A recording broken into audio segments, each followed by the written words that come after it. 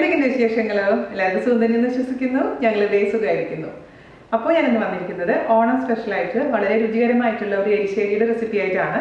അതായത് കായ ചേന എരിശ്ശേരി. ഇതിന് മുൻപ് ഞാൻ 2-3 എരിശ്ശേരികൾ ഓൾറെഡി പോസ്റ്റ് ചെയ്തിട്ടുണ്ട്. അതിന്റെ ലിങ്കൊക്കെ ഞാൻ താഴെ തരാം.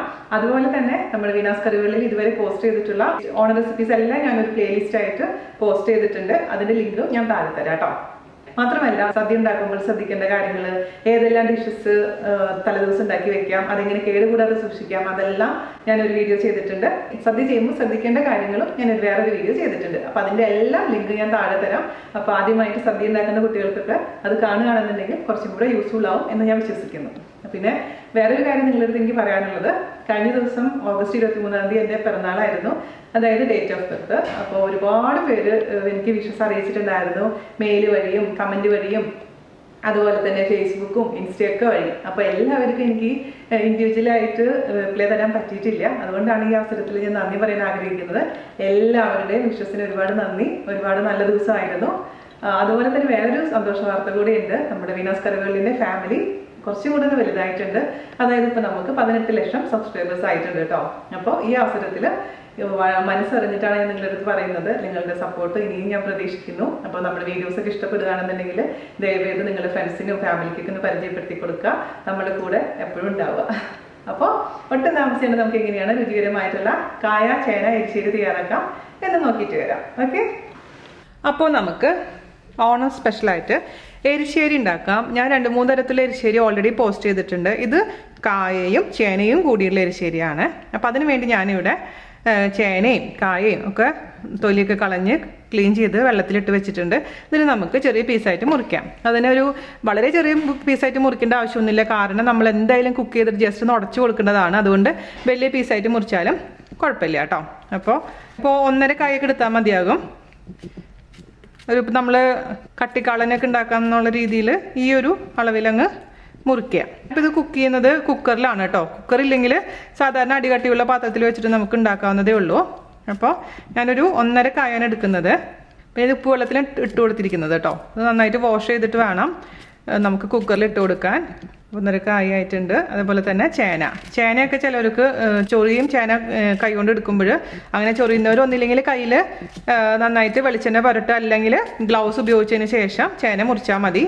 അപ്പം അതുകൊണ്ട് ഓരോരുത്തരും അവരവരുടെ ഇതനുസരിച്ച് ചെയ്തോളൂ കേട്ടോ. അപ്പം ഞാനൊരു വലിയ ചേനയുടെ ഒരു 1/4 ഭാഗമാണ് എടുത്തിരിക്കുന്നത്.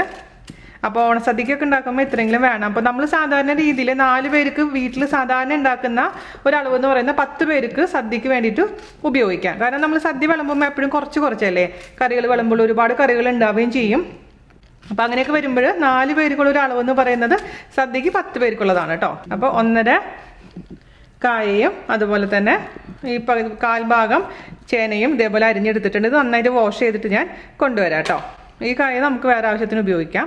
നമ്മുടെ ചേനയും കായ എന്ന് പറയുന്നത് നല്ല നേന്ത്രക്കായാണ് കേട്ടോ. നമ്മൾ നേന്ത്രപ്പഴത്തിൻ്റെ പച്ചക്കായാണ്, അതായത് ഉപ്പേരിയൊക്കെ വറുക്കുന്ന കായ എന്ന് പറയുന്നത്. അപ്പോൾ ഇത് നന്നായിട്ട് വാഷ് ചെയ്തിട്ട് ഒരു കുക്കറിലോട്ട് ഇട്ട് കൊടുത്തിട്ടുണ്ട്. ഈ കുക്കറിലോട്ട് നമുക്ക് കുറച്ച് ഒരു 1/4 ടീസ്പൂണോളം മഞ്ഞൾപ്പൊടി ചേർത്ത് കൊടുക്കാം. അതുപോലെ തന്നെ 1/2 ടീസ്പൂൺ മുളക് പൊടി എന്ന് പറയുന്നത് കാശ്മീരി മുളകല്ല, സാധാരണ എരിവുള്ള മുളക് പൊടിയാണ്. 1/2 ടീസ്പൂൺ ചേർത്ത് കൊടുത്തിട്ടുണ്ട്. നമുക്കൊരു ആദ്യം തന്നെ ഒരു 1/2 ടീസ്പൂൺ ഉപ്പ് ചേർത്ത് കൊടുക്കാം. പിന്നെ നോക്കിയിട്ട് എക്സ്ട്രാ വേണമെങ്കിൽ ചേർത്ത് കൊടുത്താൽ മതിയാകും. ആവശ്യത്തിന് വെള്ളം എന്ന് പറയുമ്പോൾ ഞാനിപ്പോൾ ഇതിലേക്ക് 3/4 ഗ്ലാസ് വെള്ളമാണ് ഒഴിച്ച് കൊടുത്തിരിക്കുന്നത്. ഇത് മതിയാകും. നമുക്ക് അടച്ച് വെച്ചിട്ട് മീഡിയം ഫ്ലെയിമിലിട്ടതിന് ശേഷം 2 വിസിൽ, അതിനുശേഷം ചൂടാറിയതിന് ശേഷം നമുക്ക് ഓപ്പൺ ചെയ്ത് നോക്കാം. അപ്പോൾ നമ്മുടെ കായയും ചേനയും ഞാൻ കുക്കറിൽ കുക്ക് ചെയ്യാൻ വേണ്ടി വെച്ചിട്ടുണ്ട്. ആ സമയം കൊണ്ട് നമുക്ക് ഇതിലേക്കുള്ള തേങ്ങ അരച്ചെടുക്കണം. അതിന് വേണ്ടിയിട്ട് ഞാനിവിടെ 1 കപ്പ് തേങ്ങ എടുത്തിട്ടുണ്ട്. അത് ഒരു മിക്സിയുടെ ജാറിലേക്ക് ഇട്ട് കൊടുക്കാം. 1 കപ്പ് തണുപ്പില്ലാത്ത തേങ്ങയാണ്. അതിലോട്ട് നമുക്ക് 1/2 ടീസ്പൂൺ ക്യുമിൻ സീഡ്സ് ഇട്ട് കൊടുക്കുക. ക്യുമിൻ സീഡ്സ് എന്ന് പറഞ്ഞു കഴിഞ്ഞാൽ നല്ല ജീരകം. ഇതിലേക്ക് അല്പം വെള്ളം ഒഴിച്ചിട്ട് ഒരുപാട് നൈസായി അരയ്ക്കാൻ പാടില്ല, ചെറുതായിട്ട് അരച്ചു കൊടുത്താൽ മതി. അതായത് ഇത് എരിശ്ശേരിക്ക് അരയ്ക്കുമ്പോൾ മത്തങ്ങ പരിപ്പ് എരിശ്ശേരി അല്ലാതെ ഏത് എരിശ്ശേരി അരയ്ക്കുകയാണെങ്കിലും ഒരുപാട് അരയ്ക്കേണ്ട, ജസ്റ്റ് ഒന്ന് തരിതരിയായിട്ടൊന്ന് അരച്ചെടുത്താൽ മതിയാകും. അതുകൊണ്ട് ഇതിലേക്ക് 1/4 ഗ്ലാസ് വെള്ളം ഒഴിച്ചിട്ട് ഞാനൊന്ന് അരച്ചിട്ട് കൊണ്ടുവരാം. കുക്കറിൽ 2 വിസിൽ വന്നിട്ടുണ്ട്. നമുക്കിത് അടുപ്പിൽ നിന്ന് മാറ്റി വെക്കാം. ഇനി ചൂടാറിയതിന് ശേഷം നമുക്കിത് ഓപ്പൺ ചെയ്യാം. ആ സമയം കൊണ്ട് നമുക്ക് ഇതിലോട്ടുള്ള തേങ്ങ വറുത്തെടുക്കണം. അതിന് വേണ്ടിയിട്ട് ഒരു കടായി അടുപ്പത്ത് വെക്കുക. അതിലോട്ട് നമുക്ക് വെളിച്ചെണ്ണ ഒഴിച്ച് കൊടുക്കാം. ഇപ്പോൾ ഒരു നാടൻ എരിശ്ശേരി ആയതുകൊണ്ട് ഞാൻ വെളിച്ചെണ്ണയാണ് ഉപയോഗിക്കുന്നത് കേട്ടോ. ഞാനിപ്പോൾ അതിലോട്ട് ഒരു 3 ടേബിൾ സ്പൂൺ വെളിച്ചെണ്ണ ഒഴിച്ച് കൊടുത്തിട്ടുണ്ട്. ഇതൊന്ന് ചൂടാവട്ടെ.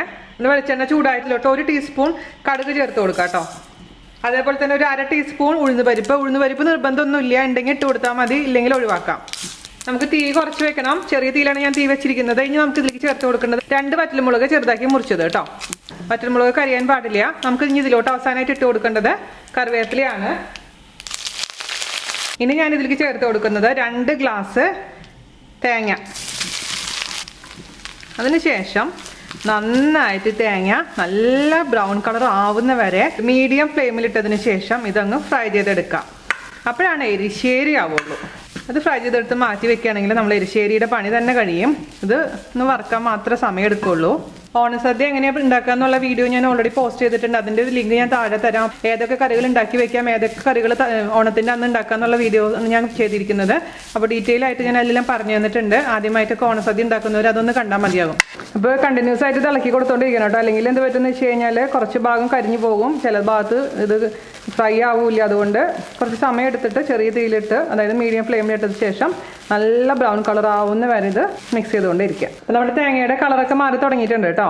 ഇനി കുറച്ചും കൂടെ ഒന്ന് ആവാനുണ്ട്. അപ്പോൾ എപ്പോഴും ശ്രദ്ധിക്കണം, ഒരുപാട് കരിയാൻ പാടില്ല.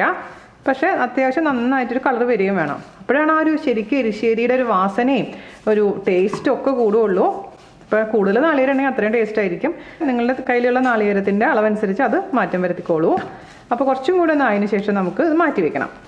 അപ്പോൾ നമ്മുടെ ചേനയും കായൊക്കെ നന്നായി വെന്തിട്ടുണ്ട്.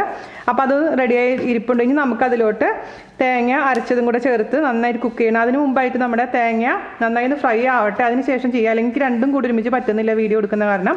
അപ്പോൾ തേങ്ങ ഫ്രൈ ആയതിനു ശേഷം നമുക്ക് ബാക്കിയുള്ള കാര്യങ്ങളൊക്കെ ചെയ്യാം കേട്ടോ. അപ്പോൾ നമ്മുടെ തേങ്ങ റെഡി ആയിട്ടുണ്ട്. ഇത് നമുക്ക് ഒരു പാത്രത്തിലോട്ട് തനിയെ മാറ്റി വെക്കും. ഇതിൽ തന്നെ വെച്ച് കഴിഞ്ഞാൽ എന്ത് പറ്റുമെന്ന് വെച്ച് കഴിഞ്ഞാൽ പെട്ടെന്ന് തന്നെ കരിഞ്ഞു പോകും, അതിൻ്റെ ടേസ്റ്റേ മാറും. ഇത്രയും നേരം ചെയ്ത ജോലി മുഴുവനും വെള്ളത്തിൽ. അതുകൊണ്ട് ഇത് വേറൊരു പാത്രത്തിലോട്ട് ഞാൻ മാറ്റി വെക്കട്ടെ. അതിനുശേഷം നമുക്ക് ബാക്കിയുള്ള പരിപാടികൾ ചെയ്യാം. അപ്പോൾ ഞാനൊരു വേറെ പാത്രത്തിലോട്ട് മാറ്റി വെച്ചിട്ടുണ്ട്. ഇതിൽ തേങ്ങയുടെ കുറച്ച് അംശങ്ങളുണ്ട്, അപ്പോൾ അത് കളയണ്ട. നമ്മൾ കുക്കറിൽ നിന്ന് വേവിച്ച് വെച്ചിരിക്കുന്ന കായയും ചേനയും ഇതിലോട്ട് ഇട്ട് കൊടുക്കാം. ഇനി ഇതിലോട്ട് അരച്ച് വെച്ചിരിക്കുന്ന തേങ്ങാക്കൂട്ട് ചേർത്ത് കൊടുക്കുക. തേങ്ങയുടെ കൂടെ നമ്മൾ ജീരകട്ട് അരച്ചിട്ടുണ്ടായിരുന്നില്ലേ, അത് ചേർത്ത് കൊടുക്കാം. കണ്ടില്ലേ, ഒരുപാട് നൈസായിട്ടൊന്നും അരച്ചിട്ടൊന്നുമില്ല, മൊത്തത്തിൽ നമ്മൾ ചേർത്ത് കൊടുക്കാം. 1 കപ്പ് തേങ്ങ നന്നായി മിക്സ് ചെയ്ത് കൊടുക്കുക. തേങ്ങയുടെയും ജീരകത്തിൻ്റെയൊക്കെ ഒരു പച്ചമണം ഉണ്ട്, അത് മാറിപ്പോട്ടെ. ചെറിയ കഷ്ണങ്ങൾ കടിക്കണമെന്നുണ്ടെങ്കിൽ ഒരുപാട് ഉടയ്ക്കണ്ട, അല്ലെങ്കിൽ ഒന്ന് ഉടച്ചു കൊടുത്തോളൂ. അടിയിലൊന്നും പിടിക്കാൻ പാടില്ല, ഇടയ്ക്കൊന്ന് ഇളക്കി കൊടുത്തോളൂ. ഒരുപാട് വെള്ളം ഉണ്ടെങ്കിൽ കുറേ സമയം നമ്മൾ വെയിറ്റ് ചെയ്യണം, പിന്നെ ആ വെള്ളം മുഴുവനും വറ്റാൻ വേണ്ടിയിട്ട്. ഇനി നമുക്കിതിലേക്ക് അല്പം ശർക്കരയോ പഞ്ചസാരയോ ചേർത്ത് കൊടുക്കാം. ഞാൻ കുറച്ച് ശർക്കരയാണ് ചേർത്ത് കൊടുക്കാൻ പോകുന്നത്. നിങ്ങൾക്ക് മധുരം വേണ്ടാന്നുണ്ടെങ്കിൽ ശർക്കരയും പഞ്ചസാരയും ചേർക്കണ്ട കേട്ടോ. ഒരുപാടൊന്നും വേണ്ട, ഒരു ചെറിയ കഷ്ണം ശർക്കര അതും കൂടി ഇട്ടൊന്ന് മിക്സ് ചെയ്യാം. അല്ലെങ്കിൽ ശർക്കര പൊടിച്ചിട്ടാലും മതി. ഇതിപ്പോൾ ഈ ചൂടിൽ തന്നെ ഇരുന്നിട്ട് ശർക്കര ഉരുകിക്കോളും. ഈ കായാണ് നമുക്ക് ശരിക്കും പറഞ്ഞാൽ കടിക്കാൻ കിട്ടുക. ചേന കുറച്ച് വെന്തിട്ടുണ്ടാവും. അപ്പം ചേനയുടെ ടേസ്റ്റും ആ കായൊക്കെ കൂടുമ്പോൾ ഒരു പ്രത്യേക ടേസ്റ്റാണ് ഈ എരിശ്ശേരിക്ക്. ഓൾമോസ്റ്റ് നമ്മുടെ സദ്യക്ക് വേണ്ടിയിട്ടുള്ള എല്ലാ കറികളും പായസങ്ങളും ഇട്ടിട്ടുണ്ട്. ഇനി തീർച്ചയായിട്ടും ഞാൻ ആഡ് ചെയ്യാം.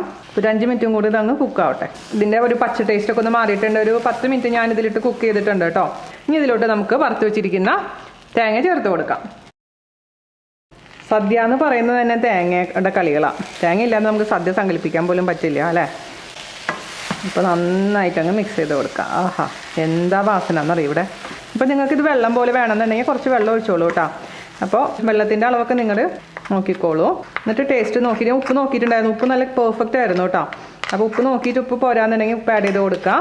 പഞ്ചസാരയോ ശർക്കരയോ വേണമെന്നുണ്ടെങ്കിൽ എക്സ്ട്രാ ആഡ് ചെയ്ത് കൊടുക്കാം. ഇതിപ്പോൾ ഒരു കിടുക്കാച്ചി എരിശ്ശേരി ആയിട്ടുണ്ട്. അവസാനമായിട്ട് കുറച്ച് കറിവേപ്പിലയും കൂടെ ഇതിൻ്റെ മേലെ കൂടെ ഇട്ട് കൊടുക്കാം. ഇനി വെളിച്ചെണ്ണയുടെ ആവശ്യമില്ല, കാരണം അത്രയും തേങ്ങയുടെ ആ ഒരു വറുത്ത വാസന ഉള്ളപ്പോൾ പിന്നെ ഇനി വെളിച്ചെണ്ണ ഒഴിച്ച് കൊടുക്കണ്ട. മിക്സ് ചെയ്ത് കൊടുക്കുക, ഓഫ് ചെയ്യുക. അപ്പോൾ ഞാൻ പറഞ്ഞ പോലെ നിങ്ങൾക്ക് ഇച്ചിരി ലൂസായിട്ട് വേണമെന്നുണ്ടെങ്കിൽ കുറച്ച് വെള്ളം ഒഴിച്ചോളൂ. ഞാനിപ്പോൾ ഈ ഒരു കൺസിസ്റ്റൻസിയിലാണ് എടുത്തിരിക്കുന്നത്.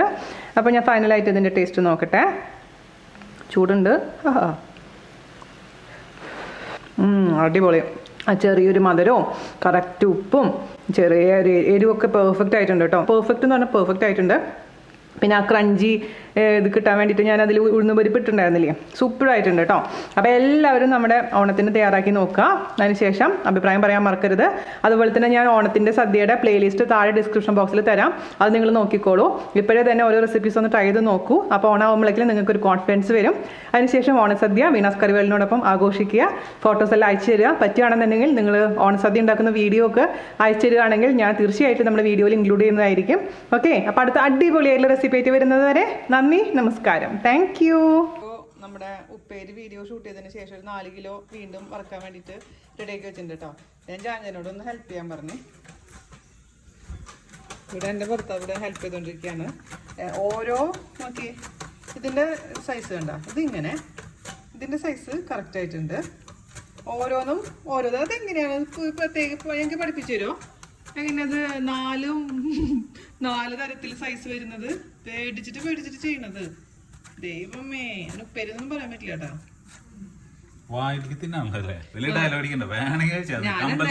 ഞാനെന്തായാലും വീഡിയോ കൊടുത്തു ഭാഗ്യത്തിന്. പിന്നെ നിന്റെ ഉപ്പേരി വർക്കലല്ല എന്നെ സംബന്ധിച്ച് ജീവിതേ എന്റെ കയ്യിന്റെ ഒരു കഷ്ണം കളഞ്ഞിട്ട് ജീവിക്കാൻ എനിക്ക് യാതൊരു ആഗ്രഹം. അതായത് പറഞ്ഞത് പേടിയുണ്ട്.